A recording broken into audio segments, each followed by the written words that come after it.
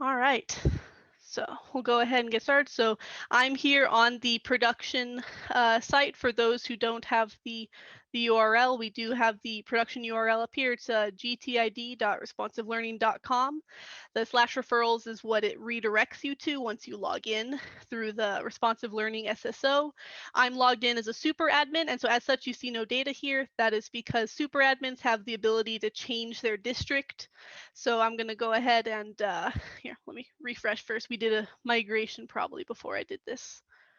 And there it is.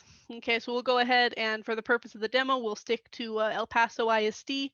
But as you see, we have multiple districts already kind of set up. We can, as this is the production region, we can erase and wipe any data that you guys would like. Since you guys now have your first customer, that's really exciting. Gonna be working with Janet to get them set up. So here's yeah, so we went ahead and we loaded up our data. And so I will go ahead and focus at first on this new settings page. So this settings page here will only show up for super admins and district coordinators. So coordinators are in charge of an entire district versus campus chairs who are in charge of campuses. Campus chairs will not be able to see the settings page since these settings are for the entire district, the customization for an entire district. So as of now, only 2 roles can see this page. So up here we have the settings for El Paso ISD. Right here in the front, we have the email templates. We currently have 5 different emails in the GTID system. The user invite, parent permission, collaborator invite, full committee decision, and parent decision. For those who are unfamiliar with the email templates, I'll go ahead and just do a quick run through. User invite, it's when you invite a new user from the user grid. Parent permission is the email that gets sent out to parents in the actual referral process to ask for permission to test their child for GTID services. Collaborator invite is, again, it's an invitation to teachers and other collaborators that could upload examples of student work. Again, they're invited through the referral process. The full committee decision, email that gets sent out once the full committee has decided whether the child student has been identified for GT services or not. And then the parent decision that gets sent out once a parent has made the decision to deny the services, request more information, or accept the services for their child. Those are the 5 email things. So right here we have user invite. We can switch to parent permission, collaborator, full committee, and parent decision. So all of them will be by default set to whatever the default email for the system is, but they can modify any one of them here in the settings page for whatever they would like it to be. You can update the subject, you can update the body, and then this box over here is the dynamic email tags. So this area here, so anywhere that they would kind of want a dynamic tag to be used, they can use these. If they don't want to use these, they absolutely don't have to. These are just the tags that our system, if they see this tag anywhere in the email, it will replace it with a dynamic variable, such as first name, last name. Then we have a reset to the default so that if at any point they decide, you know what, we don't want this email template, they want to go back to the original template set in the responsive learning system, they can do that as well. If they can, we'll go ahead and change this here. Say hello.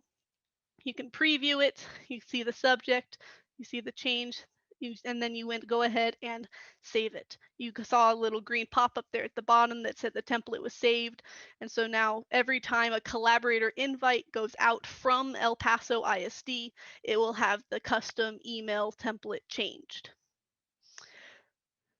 The next section we have here are email attachments. So these are the email attachments that will be added on to the emails, the email templates up above.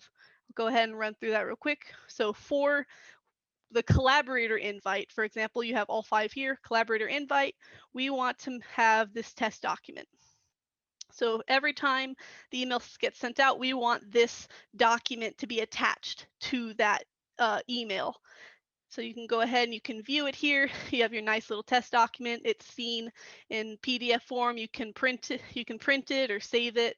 It's saved securely in the S3 in an S3 bucket up on Amazon. And then, yep, so we have the name, the template, who uploaded it, when it was, and then if they wanted, they could also remove the attachment. We also have the ability to reset to default attachments. Currently, we have no default attachments in the system. That's something that could be set up to you guys. If you want there to be some default attachments that get sent out to these email templates, let us know. We can get those uploaded. But as for now, this will just clear the table. There are no default attachments. It'll just remove all of them.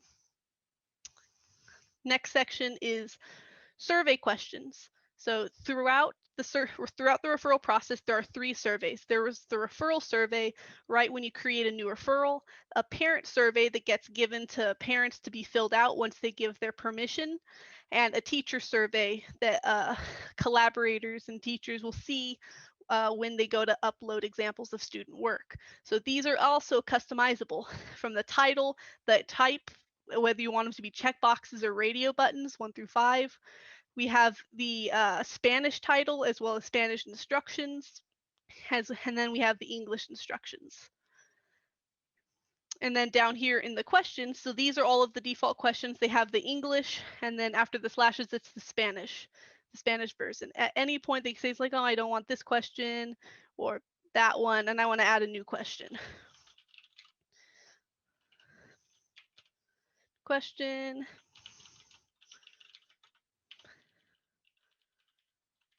I don't actually know Spanish, so I'll just say that.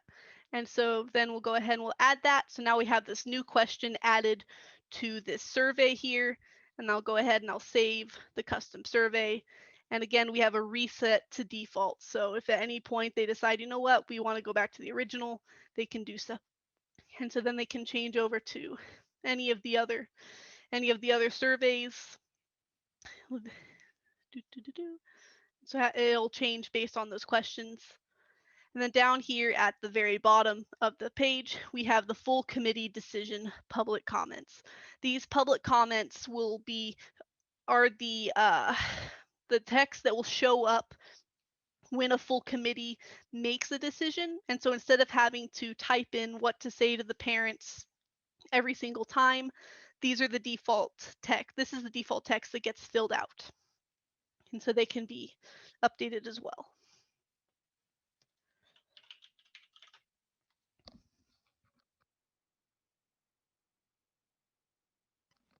Okay, sorry, had a cough there. Okay, there we go. Save the custom questions. All right. So there you go. So we have those there, and then they can you can also reset them back to the default. So that is a quick overview of this settings page. Before I go on to the changes in the referral process, are there any initial questions? I don't have a question. I have more of a comment. Go ahead. I'm sorry, what? Go ahead, Lisa. Okay, for the comments and the emails going out and things of that nature, is it set up to come from, will it look like it's actually coming from the district coordinator person, or is it going to be coming from a responsive learning email address where it's kind of confusing who they need to reply to if they have questions or need to reply to the email? Yeah, excellent question. So the actual email all emails from the system it looks like it's coming from the system. The district coordinators, they are copied on all of the emails, and if you were to reply to the email, it would send it to the district coordinator. Okay. Okay, did that answer your question? Yes. Awesome. Sweet. All right. And then any other questions real quick on this settings page before I go ahead and move on? No, it's Tommy. Hey, I just want to say, man, this looks amazing. This is kind of beyond my thinking. Some really great thinking got in. You guys introduced some really great thinking into this, and so I see it as a simple process. It looks very simple to do and to use. Yeah, I mean, I think the salespeople, when they get to look at this, they might have a few suggestions, but man, I think you guys did a fantastic job. Awesome. Thank you so much, Tommy. We're very happy to hear that. The team's been working extremely hard on making this. Yeah, I can tell. All right, so I'll go ahead and I'll jump over to the referrals here. So we'll go ahead and we'll add a new referral here. So again, it's pretty much the same process for those of you who were with us in the phase 1. We've added a couple extra bells and whistles. We have this bar up here to follow the status through. We have incompletes that change to completes when they're done. But the biggest thing here is we have this student ID thing here, which, and then it doesn't look like data is filling in. There might need to be an extra migration piece for that, but I'll go ahead.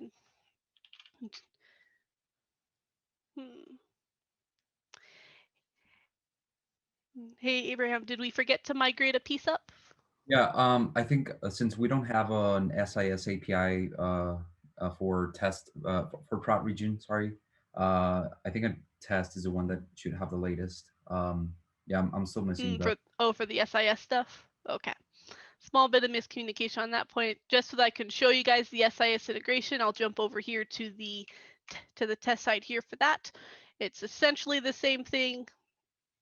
We have the same stuff. I'll jump back to El Paso ISD. Add a referral here. There we go. So now here, so since I'm a super admin, I have access to the students in the district. So these are the 4 students that are inside of the district. Again, kind of small because it's just filled in with test data. But so we have, these are the 4 students that we have in our SIS database, and based on their ID. So I could go ahead and just start typing CBA. Reduces down to these guys. I'll go and I'll do Frodo Baggins here. So then go through here, school, add a referral here. We'll make Bilbo do it. And parent guardian. And then we have our survey here that this is our first survey. And as you can see here, we have our new question here at the bottom showing the customization. We'll go ahead and we'll save our progress. And I think this is good. I'll upload a document. Upload.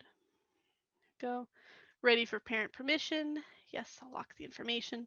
So now we have our little complete check mark here. We'll go down to the parent.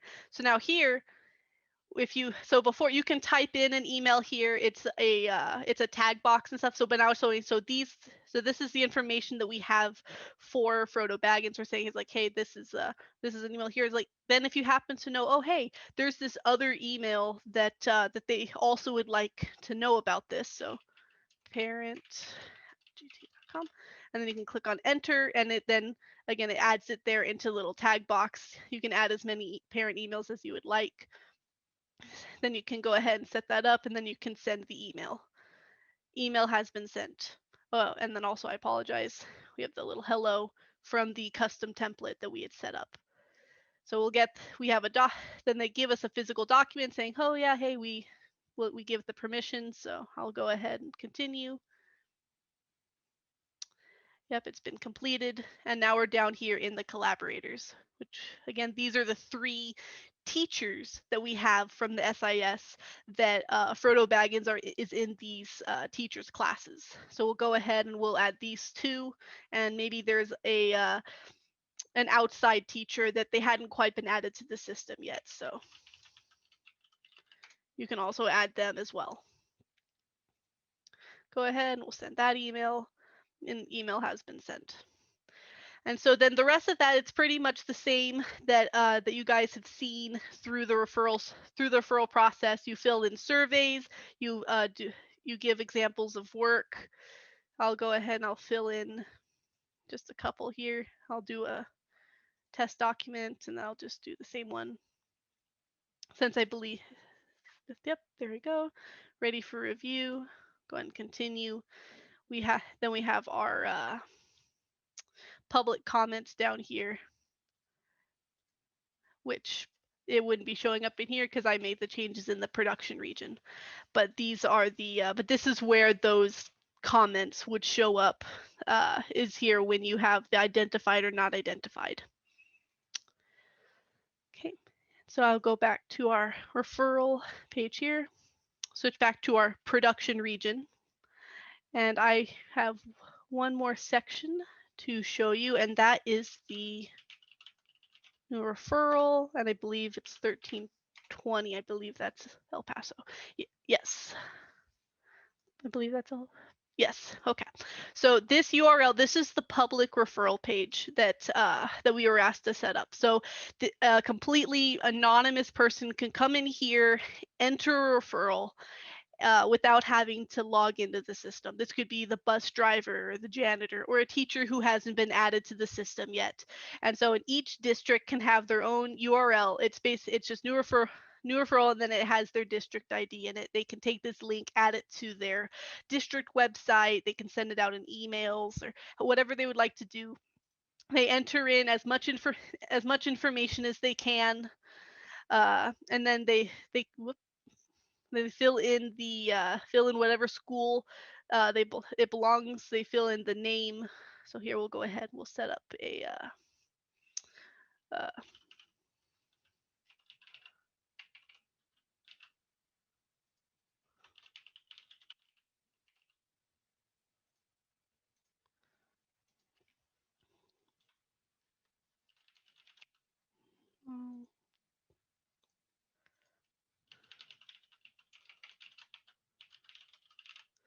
okay, go ahead and do that. Michaela, yes? Is this going to be connected to the SIS? No, this will not be connected to the Okay, SIS. Good. Yeah, no, as you can see here, this is just a regular text box. There's no no information. It's just an anonymous thing of like, if they happen to know the student's ID, they can fill it in to make it easier for authenticated users to continue this down the referral process. But no, it's not connected to the SIS in any way. Okay, good. I just wanted to verify. Cool, yep, and they click submit, and then go back to our referral page here.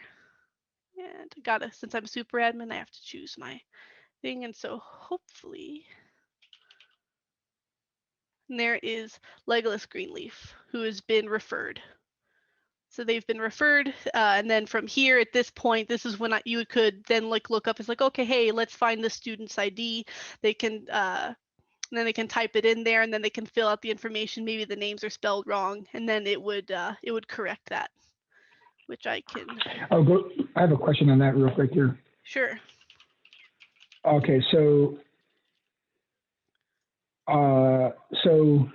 the public version is obviously that most people won't know the student's ID number, but then when it comes over to here, then the admin, when they click on the student ID, what's going to show up there? Is that what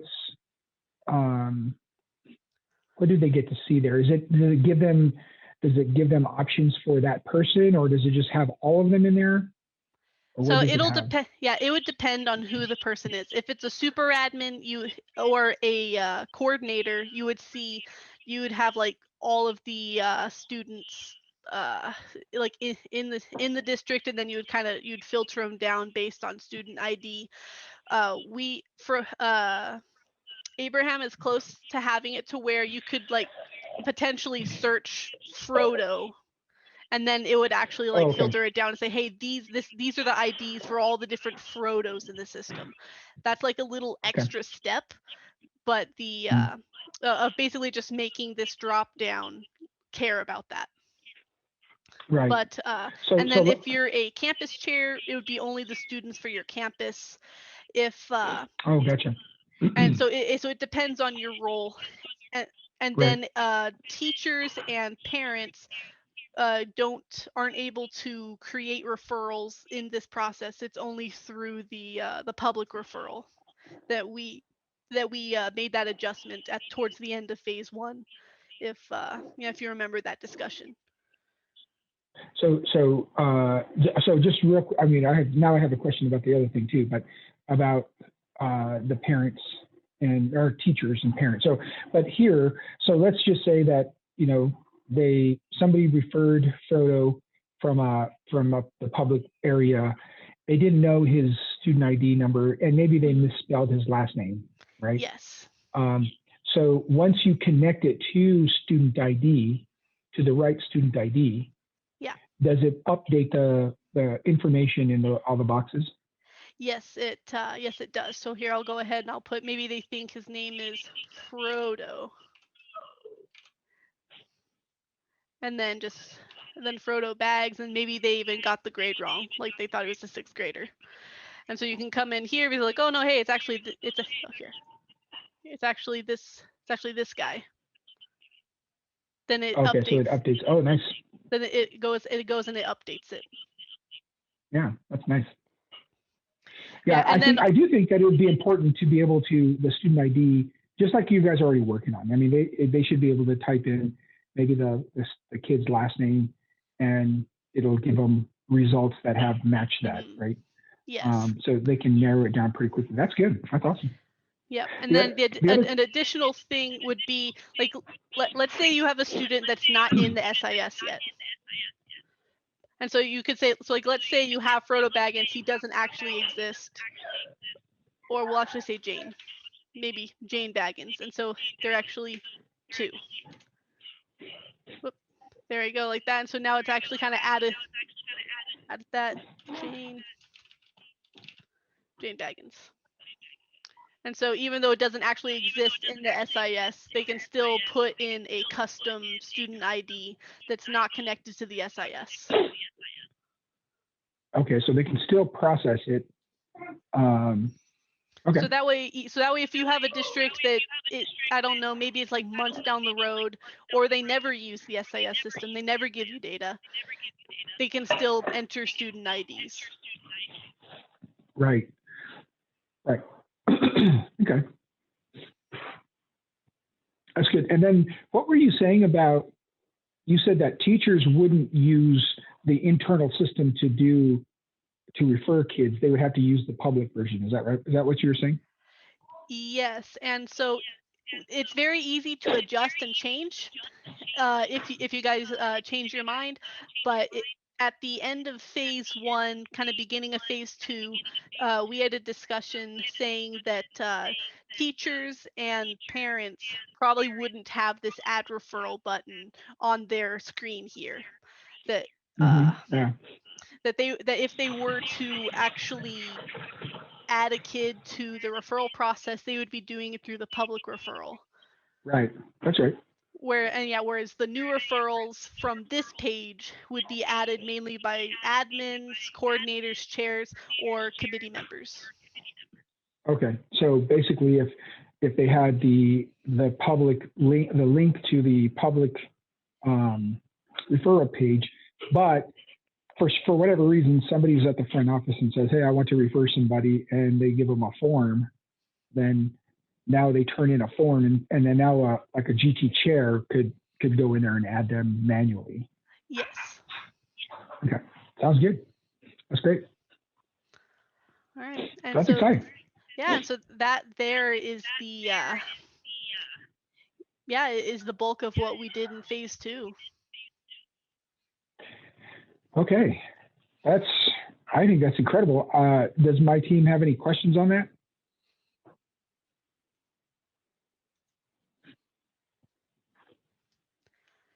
Yeah, any questions? I'm going to take the silence. Yeah. Either the silence is no, or the silence is I'm trying to get unmuted.